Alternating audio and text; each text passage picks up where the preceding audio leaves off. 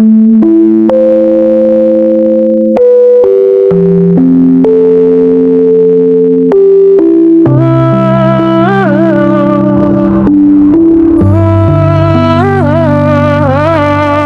tabi ng daan, barong-barong lang ang tirahan. Gising sa umaga, gutom magkadang kalaban. Si tatay walang trabaho, di nakapagtapos ng pag-aaral. Kaya kahit anong apply, laging walang tanggap. Si nanay yakap, si bunso may lagnat nanginginig. Walang pambili ng gamot, dasal na lang ang lumalabas sa bibig. Habang si tatay tahimik lang sa gilid, iniisip kung paano bubuhayin ang pamilya. Kahit alam niyang mali ang daan at tatahakin. Hindi dahil gusto, kundi dahil gipit. Konsensya'y bumabayo sa bawat sandaling pilit. Lumapit sa dilim, bitbit ang dasal, patawad Diyos ko para lang to sa mahal kong pamilya.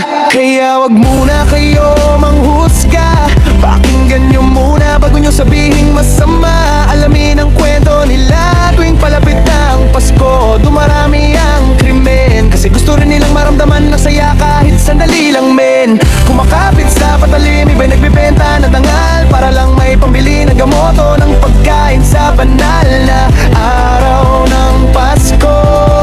Kaya wag muna kayo manghusga, di nyo alam ang totoo.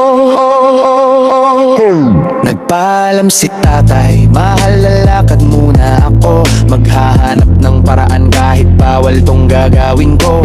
Sa gilid ng kalsada, kapatasalang dala. Kahit ayaw niya magnakaw, gutom na pamilya ang pumipilit sa kanya. Habang si nanay, luha sa pisngi nagdarasal. May alok na pera kapalit ng purit dangal. Ngunit para sa anak na may sakit, kahit masakit, tiniis para lang may pambiling gamot ang nanganagagtaang realidad. Hindi ito palabas, kahirapan ng dahilan kung ba't sila nagkasala ng wagas. Nasaan na yung pangako ng gobyerno dati? Trabaho para sa mahirap hanggang ngayon ay sabi-sabi. Kaya wag muna kayo manghusga, pakinggan nyo muna bago nyo sabihin masama. Alamin ang kwento nila tuwing palapit ng Pasko. Dumarami ang krimen, kasi gusto rin nilang maramdaman na saya kahit sandali lang men. Kumakapit sa patalim, iba'y nabibenta ng dangal para lang may pambili ng gamot o ng pagkain sa banal na araw ng Pasko. Kaya wag muna kayo manghusga, hindi niya alam ang totoo. Saan ang tulong, saan ang pangako? Bakit parang kami lang ang laging dehado?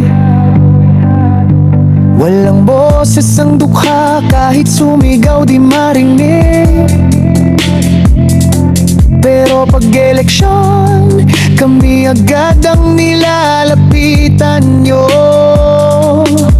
Tuwing palapit ng Pasko, dumarami ang luha. Pero kasabay nito, umaasa pa rin sila. Kahit sa dilim nagdarasal ng taimtim, na sana sa susunod na taon may liwanag din. Kaya wag muna kayo manghusga bago kayo magsalita. Pakinggan nyo muna, kasi minsan ang mali sa paningin ay tama sa pusong nagigipit. Kaya wag muna kayo manghusga, pakinggan nyo muna bago nyo sabihin masama. Alamin ang kwento nila tuwing palapit na